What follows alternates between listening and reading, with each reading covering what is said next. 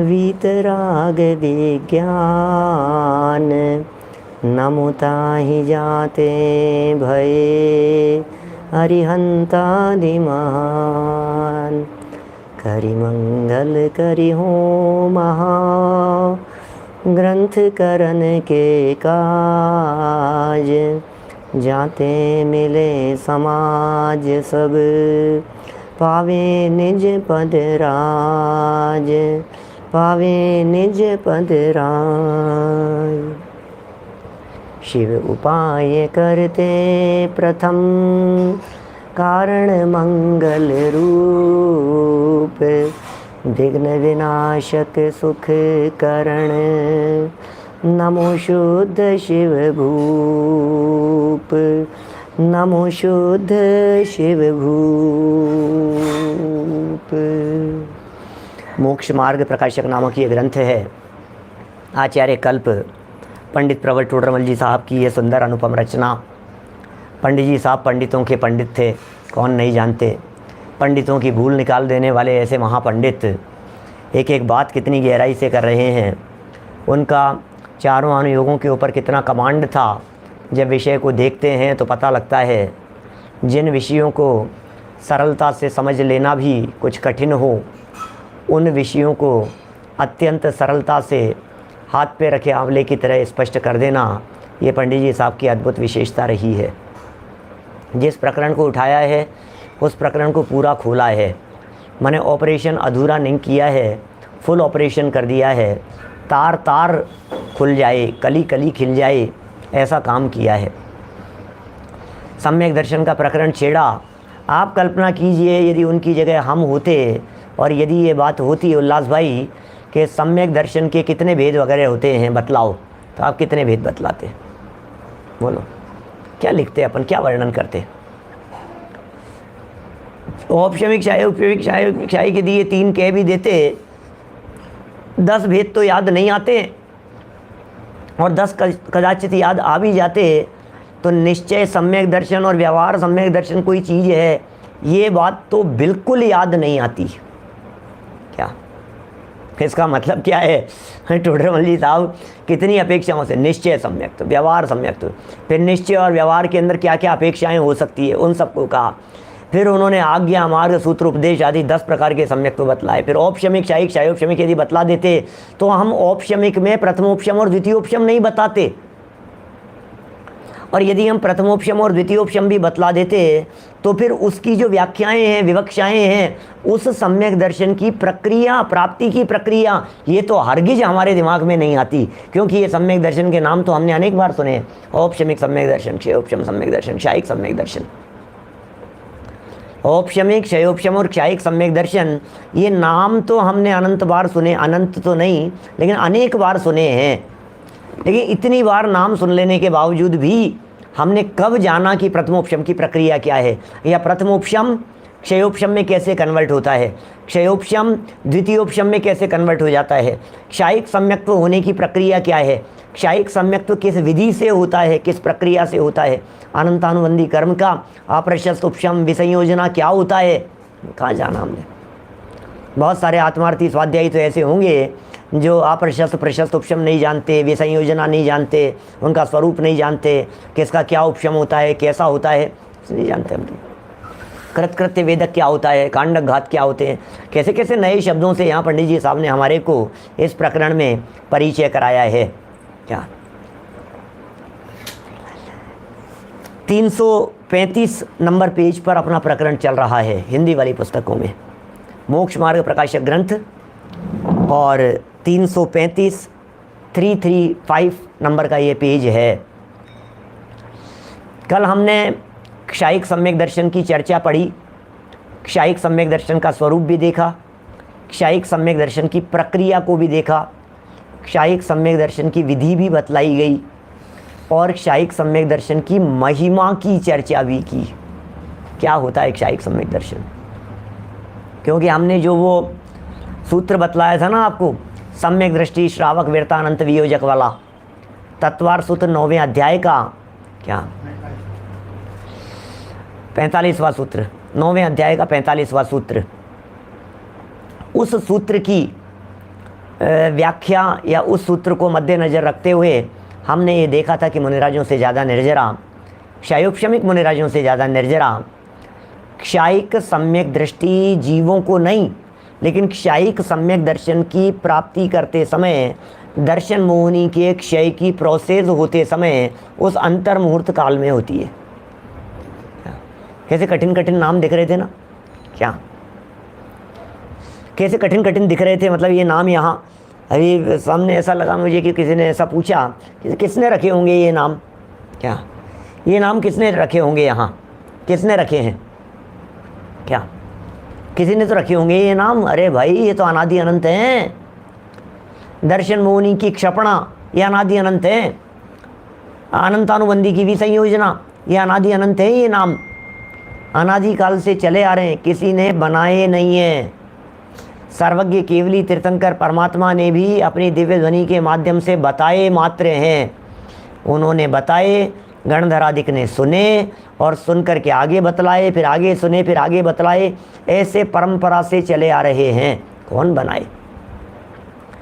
यदि इन शब्दों को बनाने की चर्चा करेंगे तो फिर प्रश्न फिर खड़ा होगा, हमें इतना सा बता दीजिए, जीव पुद्गल धर्म धर्म आकाश काल ये शब्द किसने बनाए? फिर प्रश्न खड़ा होगा, भरत क्षेत्र ऐरावत क्षेत्र ये शब्द किसने बनाए? मेरू पर्वत नंदीश्वर आदि ये शब्द किसने बनाए? भैया एक एक शब्द सर्वज्ञ भगवान के ज्ञान से झलक करके उनकी वाणी के माध्यम से निकला हुआ है। सब बताने वाले हैं, बनाने वाला यहाँ कोई नहीं है। तो देखिए क्या हुई थी इस क्षायिक सम्यक्त्व की प्रक्रिया। इस प्रक्रिया में ऐसा बतलाया संदीप जी, इस प्रक्रिया में ऐसा बतलाया कि पहले मिथ्यात्व के परमाणुओं को बाकी की दो, माने पहली वाली को बाकी की दो रूप करे, ठीक है, और फिर उसकी निर्जरा करे, इस स्पष्ट की निर्जरा हो गई। फिर इन दो में से जो सेकंड वाली है इसको थर्ड रूप करे और फिर इसकी भी निर्जरा करे। फिर ये जो बची है थर्ड प्रकृति, इस थर्ड प्रकृति का यदि काल लंबा हो तो उसे स्थिति कांडक घात के माध्यम से अंतर मुहूर्त करे इसके काल को, और फिर अंतर मुहूर्त काल जब उसका समय रह जाए तो इतने समय तक निरंतर सम्यक्त्व मोहिनी नामक तीसरी कर्म प्रकृति उदय में आए, उदय में आकर के नष्ट होवे। तो ये सम्यक्त्व मोहिनी कर्म प्रकृति जब अंतर मुहूर्त सीमित रह करके जब यहाँ उदय में आने लगी और इन दोनों की सत्ता नाश हो गई, तो इसके उदय में आने को कहते हैं कृत कृत्य वेदक। ये कृत कृत्य वेदक ये क्षायिक सम्यक दर्शन की ओर बढ़ रहा है। क्या क्षायिक सम्यक्त्वोन्मुख है ये कृतकृत्य वेदक। और जब ये उदय में आकर के जब इसका अंतिम निषेक, एक एक निषेक उदय में आता है वैभव जी, जब इसका अंतिम निषेक फल दे देवे, उदय में आकर के खिर जावे, तब समझ लेना चाहिए अब ये पूरी तरह से नष्ट हो गया और क्षायिक सम्यक दर्शन की प्राप्ति हो गई।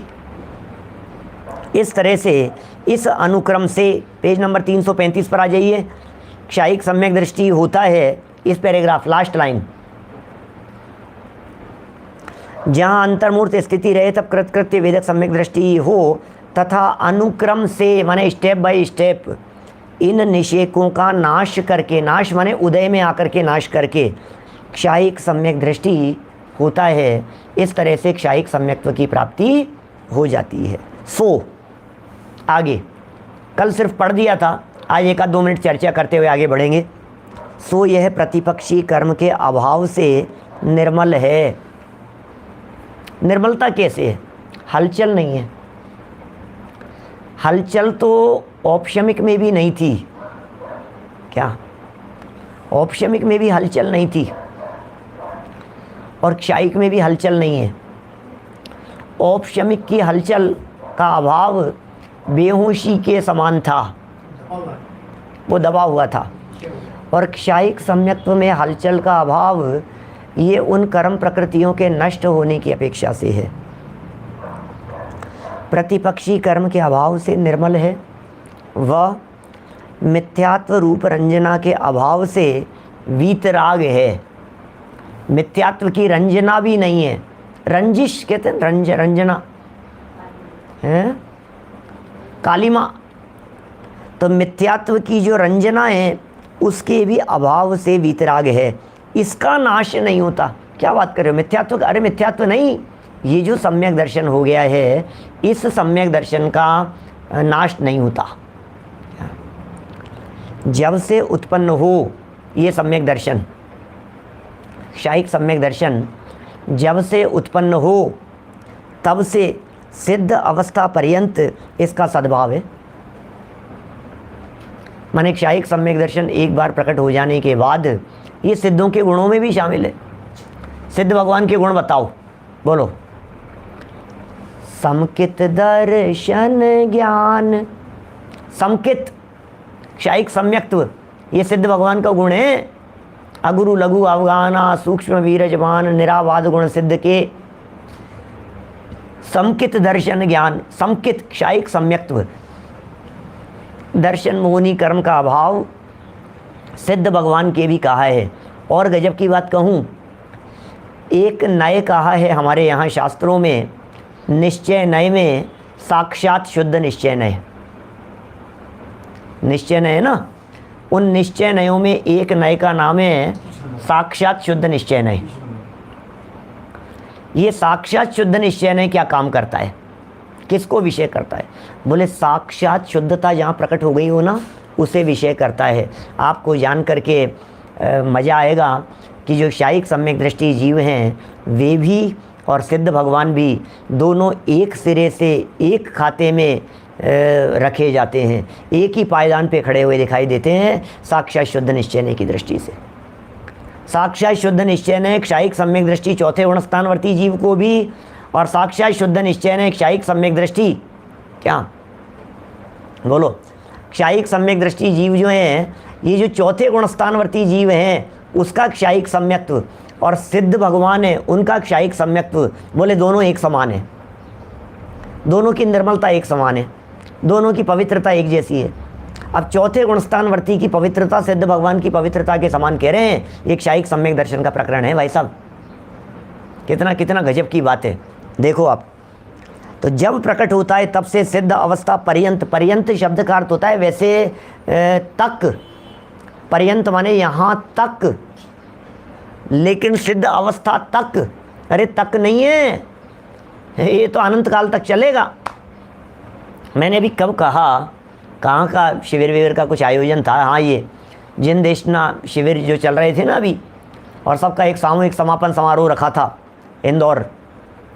मैंने समापन समारोह के अवसर पर कहा, मैंने कहा हमारे यहाँ समापन समारोह नहीं होते, सुनील जी भाई साहब, हमारे यहाँ समापन नहीं होते, हमारे यहाँ उद्घाटन होते हैं। अच्छी चीज़ों के उद्घाटन होते हैं, गाथाओं का समापन नहीं होता, प्रकरणों का समापन नहीं होता। क्या हमारे अच्छी चीज़ों का समापन नहीं होता, अच्छी चीज़ों का उद्घाटन होता है और खोटी चीज़ों का समापन होता है। हमारे यहाँ यदि समापन समारोह होगा तो मिथ्यात्व का होगा, सम्यक्त्व का समापन समारोह नहीं होता। सम्यक दर्शन में संपन्न खत्म हो गया, अब बस अब इसका समापन, अरे समापन समारोह तो विकार का हो, समापन समारोह तो अशुद्धता का हो, समापन समारोह तो अज्ञान का हो, समापन समारोह तो मिथ्यात्व का हो, समापन समारोह तो संसार दशा का हो, समापन समारोह तो इन चीज़ों का हो। यहाँ तो उद्घाटन है आज मुक्ति का उद्घाटन, तो उद्घाटन समारोह है। तो एक क्षायिक सम्यक तो एक बार प्रकट हो जाने के बाद में अनंत काल तक, अनंत काल तक, बोले फिर कब तक रहेगा, कब तक, अरे कब तक, हमेशा रहेगा। क्या कब तक रहने का क्या सवाल है, कब तक भी कोई होता है क्या, कब तक रहेगा? क्षायिक सम्यक तो कब तक रहेगा? बोले सब सिद्ध अवस्था तक रहेगा, फिर उसके बाद फिर खत्म हो जाएगा। अरे सिद्ध अवस्था भी शादी अनंत काल तक है, और ये क्षायिक सम्यक दर्शन भी एक बार प्रकट हो जाने के बाद में शादी अनंत काल तक रहता है। ये क्षायिक सम्यक दर्शन है भाई साहब, एक बार ये साथ पे, ये सच्चा साथी है। हम कहते हैं ना ये हमारा सच्चा साथी है, ये हमारा सच्चा साथी है। ये क्षायिक सम्यक दर्शन, क्या ये क्षायिक सम्यक दर्शन ये ऐसा सच्चा साथी है कि ये कभी साथ नहीं छोड़ेगा। सब साथ छोड़ सकते हैं, लेकिन क्षायिक सम्यक दर्शन कभी भी साथ नहीं छोड़ेगा। ऐसा अद्भुत स्वरूप है इस क्षायिक सम्यक दर्शन का। इस अनुक्रम से इन निषेकों का नाश करके क्षायिक सम्यक्त्व होता है, हो गया ये अपन। और जब उत्पन्न हो तब से सिद्ध अवस्था पर्यंत इसका सद्भाव है, बना रहता है। इस प्रकार क्षायिक सम्यक्त्व का स्वरूप कहा। मैं बहुत पुरानी बात कहता हूँ, कोई 1998 के आसपास की बात होगी, 98-99 के आसपास मेरे शिविर में प्रवचन चल रहे थे। और शिविर में प्रवचन चल रहे थे, दो प्रवचन होते थे, शाम का प्रवचन। तो एक प्रवचन हो गया, फिर दूसरे प्रवचन के लिए फिर जतीश भाई जी ने कहा मेरे से कि दूसरा आज भी आपका ही प्रवचन है।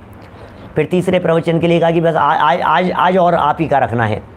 तो मैंने कहा ठीक है, आज तीसरा दिन है, आज मैं गाथा पूरी कर देता हूँ, मतलब वो प्रकरण जो चल रहा है मैं पूरा कर दूँगा। तो जतीश भाई बोले मेरे से कि गाथा पूरी हो जाएगी क्या, ऐसा बोले, गाथा पूरी हो जाएगी। मैं एकदम सोचने पे मजबूर हुआ। मैंने कहा भाई जी बात तो सही कह रहे हो, गाथा तो कभी पूरी होती ही नहीं है। हमारी गाथाएं और हमारे ग्रंथ तो तब, ये मोक्ष मार्ग प्रकाशक पूरा हो गया साहब, मोक्ष मार्ग प्रकाशक पूरा हो गया, पूरा हो रहा है साहब, पूरा हो रहा है। मोक्ष मार्ग प्रकाशक प्रकाशन हो गया, काम हो गया, मोक्ष मार्ग का प्रकाशन हो गया कि नहीं? वो तो नहीं हुआ, तो फिर मोक्ष मार्ग प्रकाशक क्या पूरा हो गया? क्या हमने क्या संकल्प लिया था? बोलो। ये मोक्ष मार्ग प्रकाशक पूरा होने के पहले या पूरा होने के साथ साथ हम अपने जीवन में मोक्ष मार्ग का प्रकाशन कर लेंगे क्या? ये मोक्ष मार्ग का प्रकाशन ये पूरा कब होगा? जब हमें सिद्धत्व की प्राप्ति होगी, तब पूरा होगा, तब मार्ग खत्म हो जाएगा, क्योंकि मंजिल की प्राप्ति हो जाएगी। मंजिल की प्राप्ति हो जाने पर मार्ग खत्म हो जाता है क्या? व्यक्तिगत बातें यदि समष्टिगत बात की जावे तो कभी खत्म नहीं होता है क्या? मोक्ष का मार्ग, ये मुक्ति का मार्ग अनादिकाल से चलता आ रहा है। ये मुक्ति का मार्ग कभी बंद होने वाला नहीं है। इसलिए मुक्ति के मार्ग का समापन तो नहीं, लेकिन अपने जीवन में इस मार्ग का समापन समारोह माने मोक्ष मार्ग संपन्न हो जाए, ऐसी भावना बातें हम। ये मार्ग कब संपन्न? मोक्ष मार्ग संपन्न हो गया पंडित जी मोक्ष मार्ग संपन्न कर लिया पंडित जी। हमने पूरा शुरू से लेकर के आखिरी तक क्या, आपके 400 सवा 400 जितने प्रवचन ये हुए हैं, पूरे पहले प्रवचन से लेकर के कंटिन्यू हमने सारे सुने हैं। हमारा भी आपके साथ साथ में पूरा हो गया कि भैया ये कह रहे हैं क्षायिक सम्यक्त्व होकर के सिद्ध दशा की प्राप्ति होए, उसका नाम है मार्ग पूरा हो गया, सिद्ध दशा। और उसमें मार्ग की पूर्णता इसलिए कह रहे हैं क्योंकि मंजिल की प्राप्ति हो गई, ऐसा अर्थ है क्या? तो इस प्रकार क्षायिक सम्यक्त्व का स्वरूप कहा। ऐसे 3 भेद सम्यक्त्व के हैं तथा अनंतानुबंधी। देखो अभी ये दर्शन मोह का प्रकरण पूरा हो गया, क्योंकि दर्शन मोह की तो सत्ता नाश हो गई। अब अनंतानुबंधी की क्या स्थिति है? 7 कर्म प्रकृतियां थी ना सम्यक दर्शन से संबंधित, दर्शन मोहनी की मिथ्यात्व, सम्यक मिथ्यात्व, सम्यक्त्व मोहनी, और फिर बची हुई 4 बच गई, अनंतानुबंधी, क्रोध, मान, माया, लोभ। इनकी क्या पोजीशन है क्या?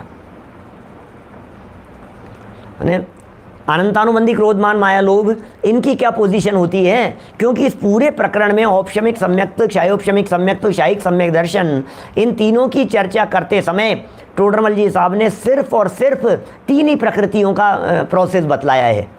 अनंतानुबंधी को यहाँ छेड़ा ही नहीं है, जबकि हम तो यही जानते हैं 7 और 5, 7 कर्म प्रकृतियों का उपशम सादी मिथ्या दृष्टि के, अनादि मिथ्या दृष्टि के 5 का उपशम, दर्शन मोहनी की 1 और अनंतानुबंधी वगैरह 4।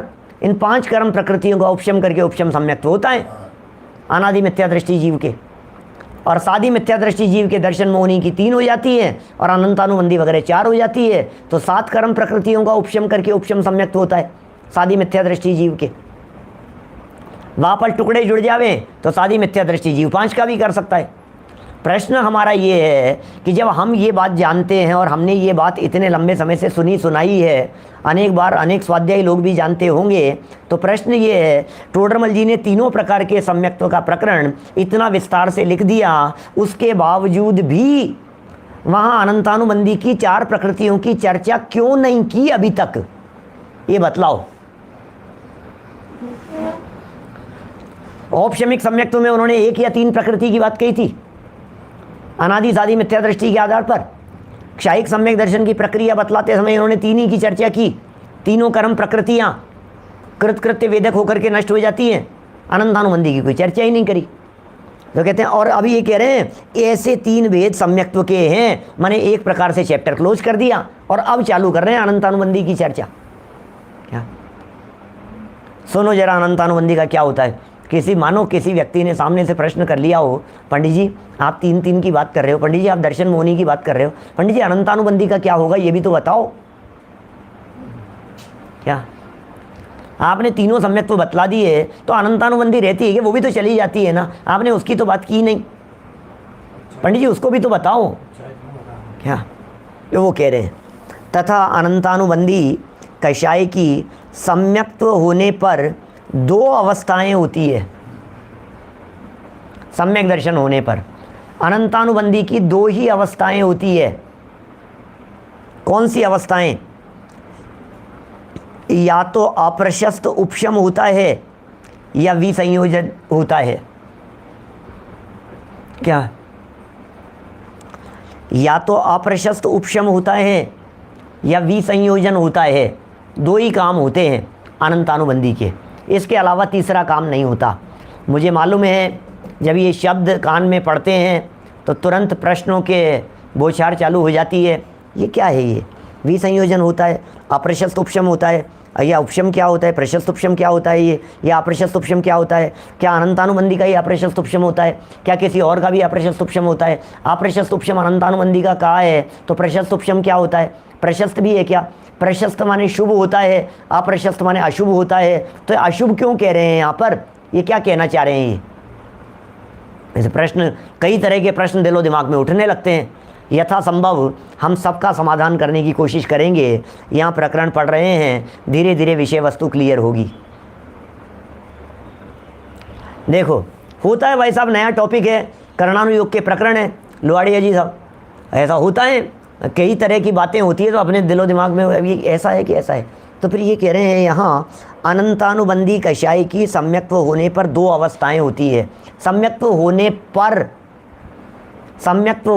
पर इसका मतलब सम्यक्त्व नहीं होने पर कुछ अवस्था अलग होती है। सम्यक्त्व नहीं होने पर अनंतानुबंधी उदय को प्राप्त है। सम्यक्त्व होने पर अनंतानुबंधी उदय को प्राप्त नहीं है। अनंतानुबंधी का उदय आ जाता है तो गुणस्थान दूसरा हो जाता है, सम्यक्त्व से च्युत हो जाता है, किंचित आस्वादन स्वाद मात्र रहता है, दूसरे गुणस्थान में गिर गया। अब तो ये अनंतानुबंधी कषाय का उदय मिथ्या दृष्टि जीव के या फिर मिथ्यात्व सन्मुख जीव के। आपने सम्यक्त्व सन्मुख तो कई बार सुना होगा, लेकिन मिथ्यात्व सन्मुख भी कोई होता है क्या? यहाँ होते हैं ना मिथ्यात्व सन्मुख। क्या क्या विवेक जी आप जो कह रहे हैं, कुछ श्रोता नए भी जुड़े हैं, कोई बात नहीं। क्या वे यदि जुड़े रहेंगे क्या तो आगे जब कभी ये प्रकरण चलेगा बड़ा आनंद आएगा।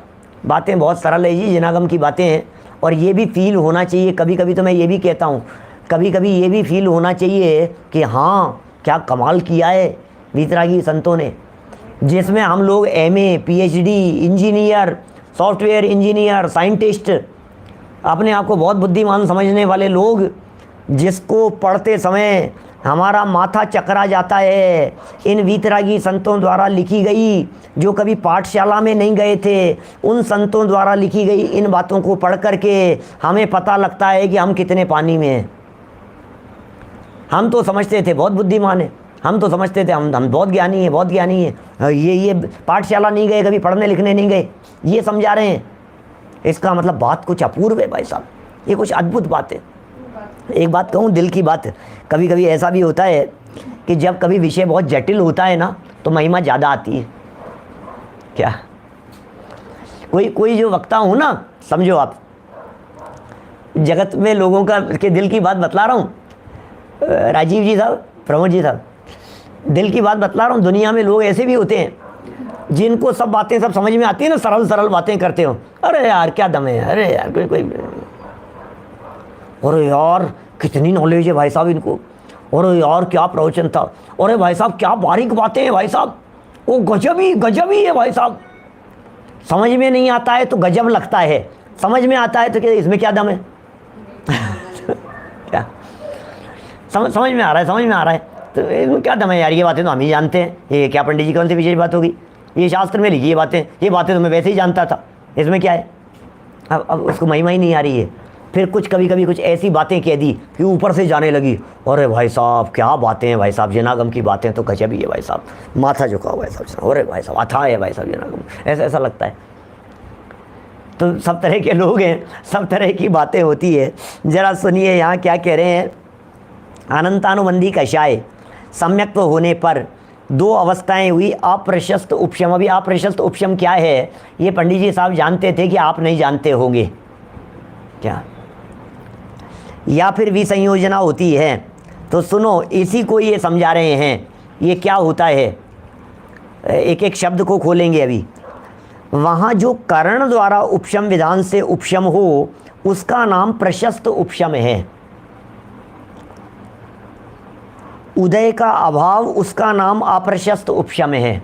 लो, एक एक लाइन में करणानुयोग के इन सैद्धांतिक शब्दों का मर्म बता दिया। क्या होता है? बस सिर्फ इतना कि उदय में नहीं आना, जिसे हम कहते हैं सद अवस्था रूप उपशम। क्या बस सत्ता में पढ़ें सद अवस्था रूप उपशम, उसका नाम है अप्रशस्त उपशम। काम चल रहा था और विघ्न करने के लिए आने वाले हैं, कोई व्यक्ति विघ्न करने के लिए आ जाएंगे, उनको रोक दिया। रोका करण परिणामों के माध्यम से, रोका बुद्धिपूर्वक, ये प्रशस्त उपशम है। क्या क्या कहा? सुनो, रोका ना, इसका नाम तो प्रशस्त उपशम है, और रुक गए अपने आप, इसका नाम अप्रशस्त उपशम है। क्या कहा? समझना मैं क्या कह रहा हूं। देखो भाई, दो उपशम की चर्चा चल रही है यहाँ। अनंतानुबंधी की दो स्थिति होगी, एक अप्रशस्त उपशम होगा और एक विसंयोजना होगी। अभी विसंयोजना को एक तरफ धर दो, विसंयोजना की बात करेंगे बाद में। अभी कर रहे हैं उपशम की। तो बोले उपशम दो प्रकार का होता है। उपशम दो प्रकार का है, एक का नाम है प्रशस्त उपशम, एक का नाम है अप्रशस्त उपशम। अब प्रशस्त और अप्रशस्त को भी छोड़ दो। क्या अभी आप लोग कुछ भी व्याख्या मत करो, कुछ भी विकल्प मत करो, सिर्फ सुनो 2-5 मिनट, स्वरूप समझने की कोशिश करो, दिमाग में बैठाने की कोशिश करो। हमारे दादा ये कहते हैं, किसी भी बात को बताने बोलने के पहले उसको पूरी तरह से पी जाओ अंदर में। हमारे विद्यार्थियों को हमेशा पढ़ाते समय, शिक्षा देते समय दादा एक बात कहते हैं, हमेशा कच्ची नहर बनो। जब पूरी तरह से विषय की ग्रास्पिंग हो जाए अंदर में, बोले अब आने दो आगे, अब बढ़ने दो आगे बात को। तो सुनो बात क्या है।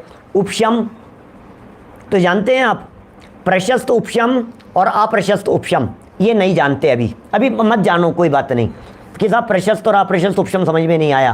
पहले ये बताओ उपशम समझ में आया कि नहीं आया? उपशम क्या होता है? उपशम किसे कहते हैं? बोले जो कर्म है, क्या जो कर्म है, उन कर्म प्रकृतियों का, जो भी कर्म प्रकृतियां थी, उन कर्म प्रकृतियों के जो उदय का अभाव है, उस उदय के अभाव होने को कहते हैं उपशम। उदय में नहीं आया, उदय में नहीं आया। अभी जब सम्यक्त्व की प्रक्रिया की अपन चर्चा कर रहे थे पीछे, जब क्षयोपशम की परिभाषा देखी थी, तो हमने उपशम शब्द का प्रयोग किसके लिए किया था और क्षय शब्द का प्रयोग किसके लिए किया था? जो सर्वघाती कर्म प्रकृतियों के निषेक हैं, वर्तमानकालीन निषेक, उनका उदय में आकर के, अन्य प्रकृतियों रूप से उदय में आकर के खिर जाना, माने जिस रूप में उस रूप में उदय नहीं आना, इसका नाम तो है उदयाभावी क्षय। और आगामी काल में उदय में आने योग्य का सद अवस्था रूप, बस इसको कहते हैं उपशम। उपशम किसे कहते हैं? सद अवस्था रूप। उपशम क्या होता है? जो कर्म जिस अवस्था में है वो पड़े रहें, उदय में नहीं आना, ये कहलाता है उपशम। उदय में नहीं आना ये उपशम कहलाता है। अब उदय में नहीं आने की दो स्थितियां हैं। उदय में नहीं आने की, जैसे हम कोई काम कर रहे थे, उदाहरण से समझो, हम कोई काम कर रहे थे कि यार वो बच्चा आ जाएगा डिस्टर्ब करने के लिए, उसको रोक लेना। बाहर में कोई आए तो उसको रोक लेना, आ नहीं जाए। तो एक तो हो गया विघ्न करने के लिए कोई व्यक्ति आ रहा था, उसे रोका। और दूसरा ये हुआ कि आज तो हम काम करने के लिए बैठे, अब बंद करना भूल गए थे, फिर भी विघ्न नहीं हुआ। दो बातें हो गई ना। दूसरा उदाहरण समझो, जैसे हम जब स्वाध्याय करने के लिए बैठते हैं, अनेक लोग अनेक बार, जैसे हमारे दिनेश भाई उज्ज्वला शाह वगैरह है ना, कि और भी समझ लो आप, ऐसे जो लोग घर में स्वाध्याय करते हैं, घर से स्वाध्याय कराते हैं, वो लोग क्या करते हैं, फ़ोन को उठा करके रख देते हैं। फ़ोन का जो रिसीवर होता है ना, लैंडलाइन फ़ोन का, उसे उठा करके रख देते हैं। प्रवचन सभाओं के अंदर जो लोग आकर के बैठते हैं, वो लोग क्या काम करते हैं, मोबाइल को साइलेंट मोड पर डाल करके रख लेते हैं बगल में। क्यों? कि चलते हुए प्रवचन के बीच में विघ्न ना हो। रोजाना ये काम करते हैं, रोज प्रवचन में आकर के बैठते हैं तो म्यूट कर लेते हैं, उसे साइलेंट मोड पर डाल देते हैं, DND मोड पर डाल लेते हैं, डिस्टर्ब नहीं करे, स्विच ऑफ कर लेते हैं। तो ठीक है, कोई फिर क्या होता है, विघ्न नहीं होता। तो रोज़ हमारी ये प्रक्रिया है। आज क्या हुआ, आज हम उसे DND मोड पर, साइलेंट मोड पर, म्यूट मोड पर डालना भूल गए। क्या भूल गए? और पूरा प्रवचन सुनने के लिए बैठ गए। अब प्रवचन पूरा हो गया, तब तक भी किसी का फ़ोन उस पर नहीं आया, नहीं बजा। तो दोनों ही स्थितियों में डिस्टर्बेंस नहीं हुआ ना। आप म्यूट कर देते थे तब भी डिस्टर्बेंस नहीं होता था, और आपने म्यूट नहीं किया क्या, तो भी वो डिस्टर्ब नहीं किया। तो कह रहे हैं, जब ऑटोमेटिक प्रक्रिया के तहत अनंतानुबंधी कर्म प्रकृति उदय को प्राप्त नहीं होती, उसे कहते हैं अप्रशस्त उपशम। ऑटोमेटिक ही है वो, सदअवस्था रूप उपशम कहते हैं अप्रशस्त उपशम को। क्या? और जब करण प्रक्रिया के माध्यम से, अधयकरण, अपूर्वकरण, अनिवृत्तिकरण की प्रक्रिया के माध्यम से निषेकों को रोका जाता है उदय में नहीं आने के लिए, या फिर अंतरकरण कर दिया जाता है, कुछ को पहले और कुछ को बाद में ले जाया जाता है, इसका नाम है प्रशस्त उपशम। क्या ख्याल में आई बात? अवनीश भाई, किसका नाम प्रशस्त उपशम और किसका नाम अप्रशस्त उपशम? बोले दोनों ही उपशमों में हलचल तो नहीं है, क्योंकि उपशम यदि होगा तो डिस्टर्बेंस नहीं होगा। उपशम यदि होगा ना तो डिस्टर्ब नहीं करेगा वो, इसी का नाम तो उपशम है। उपशम माने दबे रहना, उपशम माने बेहोश रहना। क्या? अब एक तो ऐसा कि उसे बेहोश किया गया, और एक ऐसा कि वो बेहोश था। समझ में आ रही है बात? क्या कह रहे हैं भाई साहब? अब अभी ये जो कह रहे हैं, जो उपशम करण प्रक्रिया के माध्यम से हो उसे कहते हैं प्रशस्त उपशम।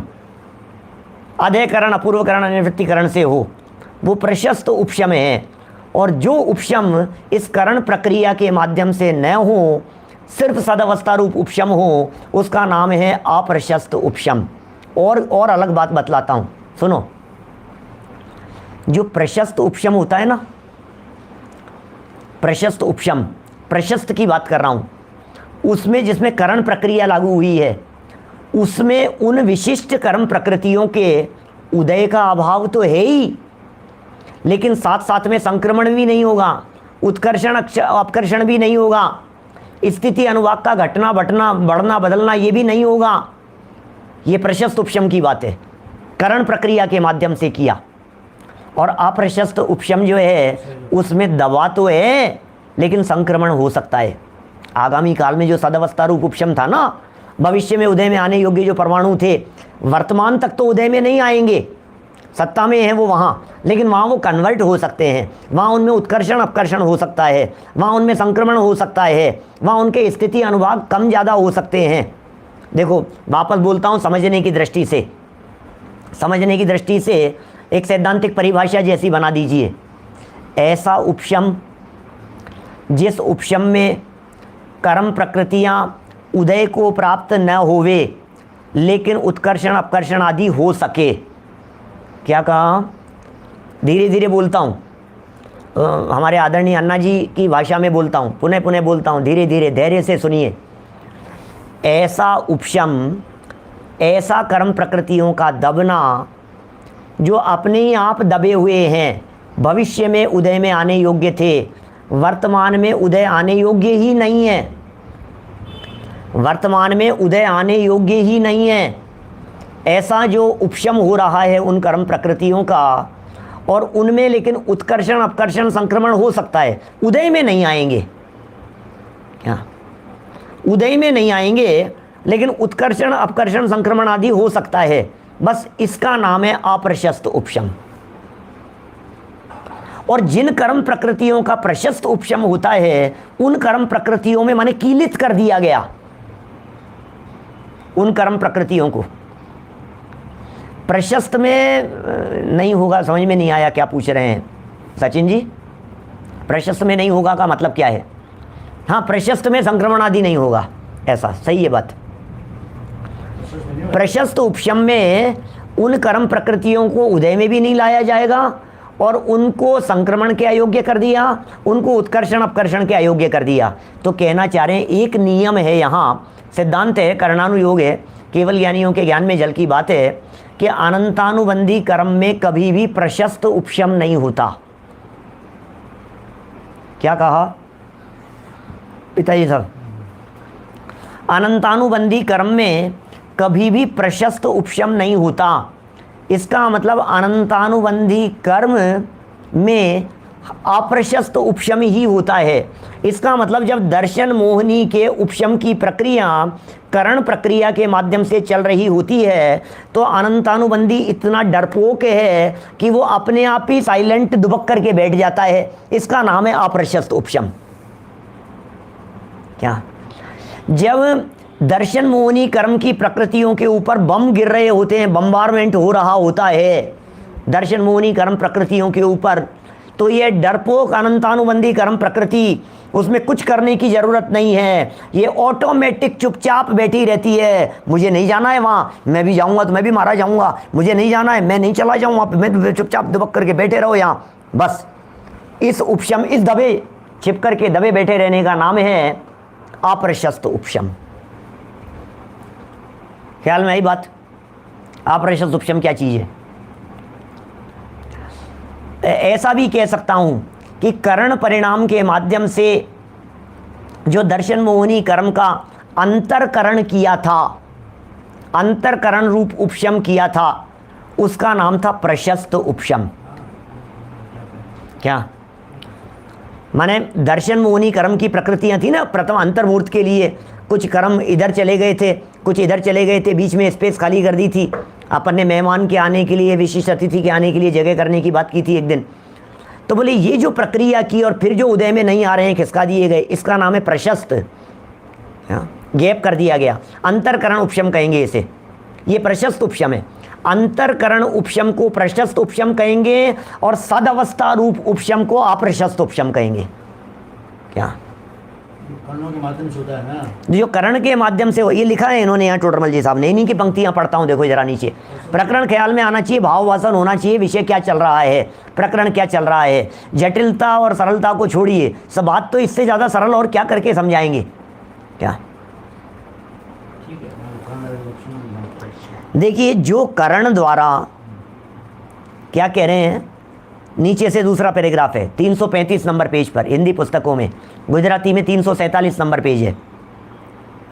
वहाँ जो करण द्वारा उपशम विधान से, अंतरकरण उपशम, ठीक है ना, उपशम विधान, उससे उपशम हो, उसका नाम प्रशस्त उपशम है। ये तो अंतरकरण प्रक्रिया से हो गया, अधयकरण आदि से हो गया। और उदय का अभाव सिर्फ उदय में नहीं आया, उदय में नहीं आना, सद अवस्था रूप जिस अवस्था में था उसी अवस्था में पड़ा रहे, उसका नाम अप्रशस्त उपशम है, उसे अप्रशस्त उपशम कहेंगे। सो उसके आगे वाली लाइन, सो अनंतानुबंधी का प्रशस्त उपशम तो होता ही नहीं। क्या? अनंतानुबंधी का प्रशस्त उपशम होता ही नहीं है। इसका मतलब क्या हुआ कि अनंतानुबंधी का तो अप्रशस्त उपशम ही होता है, और बाकी कर्म प्रकृतियों का क्या होगा? बोले बाकी कर्म प्रकृतियों का प्रशस्त उपशम भी हो सकता है और अप्रशस्त उपशम भी हो सकता है।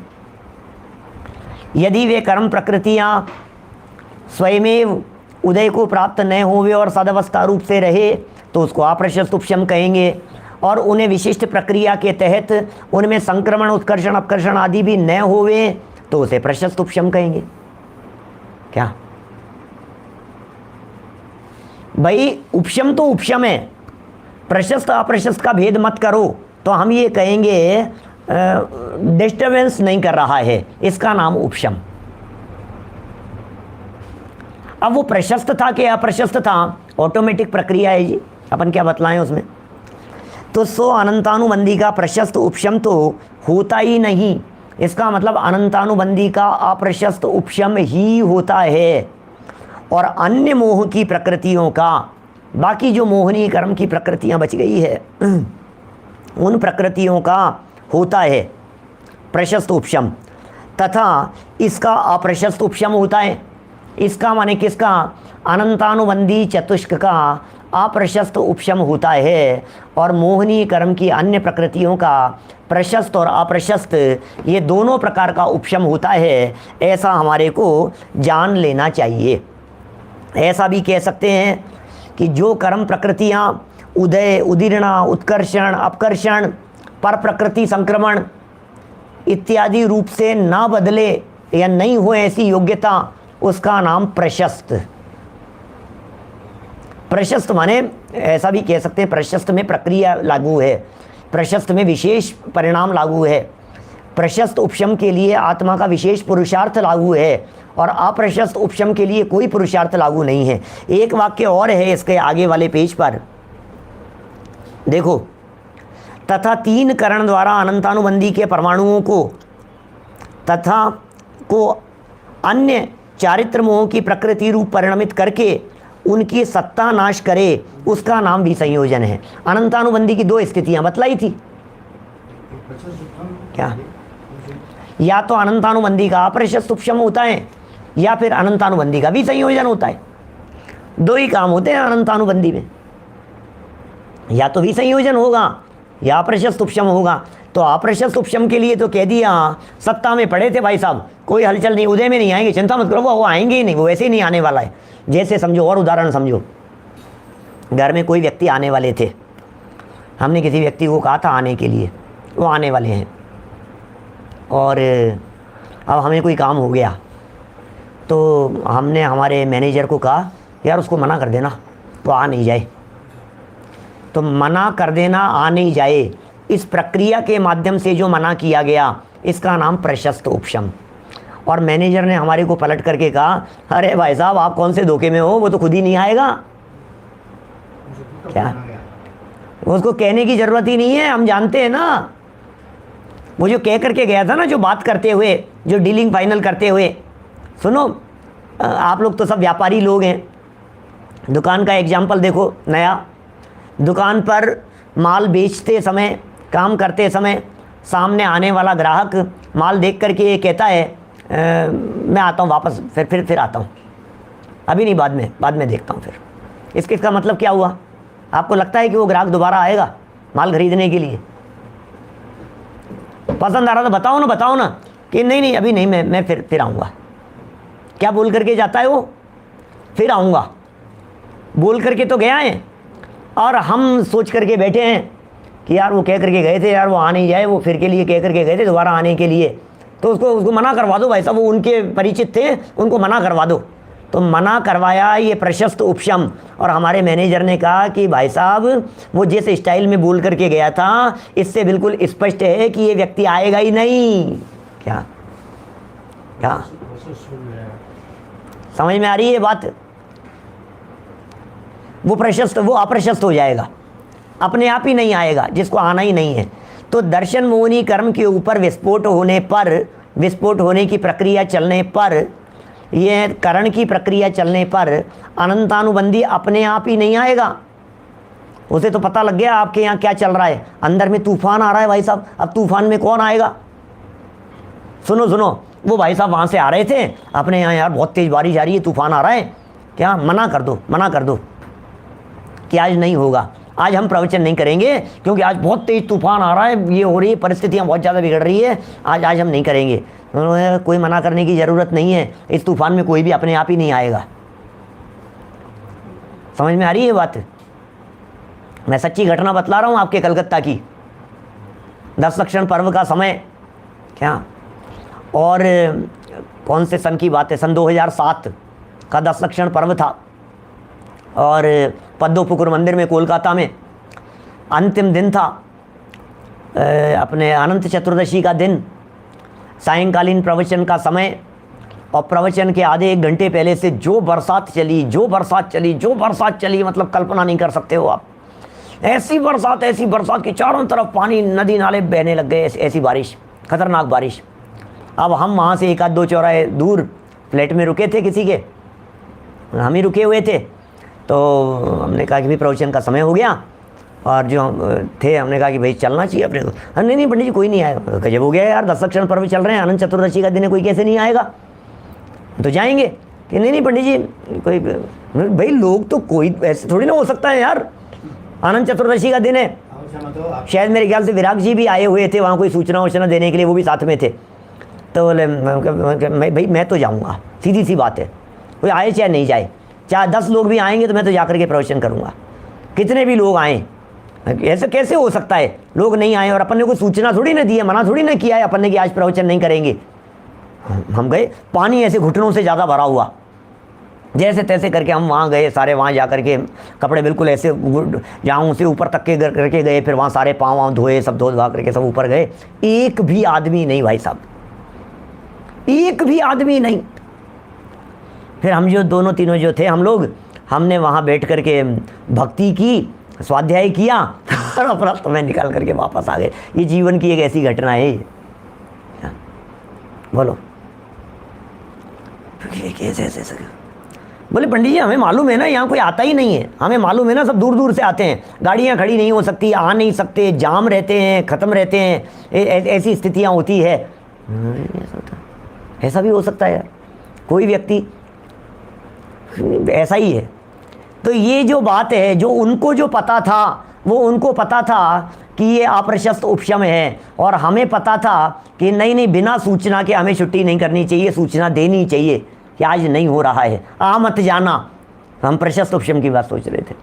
देखो ये क्या कह रहे हैं यहाँ, बातें तो हो गई है, समय भी हो गया है। विसंयोजना वाला प्रकरण अभी मैंने खोला नहीं है, कुछ लोग पूछ भी रहे थे। ये प्रकरण अभी चलेगा थोड़ा सा 2-5 दिन, अभी अपने जो प्रकरण चल रहा है महत्वपूर्ण प्रकरण है, इसलिए ज़्यादा जल्दीबाजी भी नहीं है। और जल्दी किसकी करनी है अपने को, तो अब दिल में ऐसा आने लग गया। जब ग्रंथ शुरू किया था ना, तब यदि शुरू के आप 25-50-100 प्रवचन तक यदि सुनेंगे तो आपको ऐसे लगेगा फटाफट पूरा करते हैं, फटाफट पूरा करते हैं। ऐसी भाषा चल रही थी मेरी प्रवचनों में, इसी मोक्ष मार्ग प्रकाशक ग्रंथ की श्रृंखला में। और अब पता नहीं क्यों ऐसा लग रहा है कि टोडरमल जी का साथ छूटता सा दिखता है। तो कहता है यार अभी टोडरमल जी साथ में बैठे हैं ना अपने, तो अभी थोड़ा सा धीरे धीरे टोडरमल जी एक बस टोडरमल जी जाओ मत आप। ऐसा लग रहा है कि टोडरमल जी का अंत समय नज़दीक आ रहा है और मानो वो छोड़ करके जा रहे हैं हमारे को, ऐसा इस तरह का सा फीलिंग आ रहा है। आज हमारे वो छिंदवाड़ा के अंदर जो विवेक जी पूजन कराते हैं ना, उसमें टोडरमल जी के मंदिर के संदर्भ में मैंने बोला तो काफ़ी ऐसे भाव विभोर जैसा माहौल जैसा, मतलब ऐसा हो जाता है ना, ऐसा कि अपने टोडरमल जी की 300वीं जन्म जयंती का प्रसंग कैसा मंदिर दिखता है, लोग मतलब ऐसा एक लगता है। अब ऐसा लग रहा है टोडरमल जी अंतिम शब्द लिखेंगे और लिखते लिखते उन्हें पुलिस पकड़ करके ले जाएगी, सिपाही पकड़ करके ले जाएंगे। अब वो जितना देर से आए वो समय, और जितना देर से आए वो प्रसंग, और ऐसा ही है। अब जो भी है, खैर आना तो है ही, समय तो रोका नहीं जा सकता है। धीरे धीरे चल रहे हैं अपन लोग और बढ़ रहे हैं। ज़बरदस्ती रुकने की चेष्टा भी नहीं है और ज़बरदस्ती बढ़ने की चेष्टा भी नहीं है। सहजता से जो जैसा प्रकरण जब जितना चलना होगा, जब जितना ख़त्म होना होगा, जैसा वैसा चलेगा। अभी की बात को यहीं विराम दे रहे हैं। मैं समझता हूँ प्रशस्त उपशम और अप्रशस्त उपशम वाला जो प्रकरण है, ये प्रकरण उपयोग में स्पष्ट हो गया होगा। बात ख्याल में आ गई होगी कि प्रशस्त अप्रशस्त उपशम क्या है। अनंतानुबंधी के संदर्भ में तो अप्रशस्त उपशम पने का नियम है, माने उसका प्रशस्त उपशम होता ही नहीं है। और अन्य कर्म प्रकृतियों में जब जिसकी जैसी स्थिति हो वैसा जानना चाहिए। चलिए अभी जनवाणी स्तुति। एक सूचना कल सुबह के प्रवचन के संदर्भ में, मॉर्निंग वाला जो प्रवचन होता है वो कल सुबह का हमारा प्रवचन सुबह मॉर्निंग में 6:30 बजे है, भारतीय समय 6:30 बजे। अमेरिका के समय के हिसाब से वहाँ रात को 8 बजेंगे, वहाँ डलास शिकागो वगैरह के टाइम के हिसाब से उन लोगों के लिए है। तो सुबह 6:30 बजे से 7:15 बजे तक हमारा प्रवचन का समय रहेगा, संवर अधिकार वाला प्रवचन। और परसों पुनः 7:30 बजे वो प्रवचन होगा, इसलिए कल के लिए वो समय परिवर्तित है। बाकी जो दिन भर जो कार्यक्रम जैसे चलते हैं वो यथावत वैसे ही चलेंगे। निज निधि निज में बताई, यह अनंत उपकार है, उसके लिए जिन वाणी माँ को वंदना शत बार है, वंदना शत बार है। नौ बार नमोकार मंत्र। नमो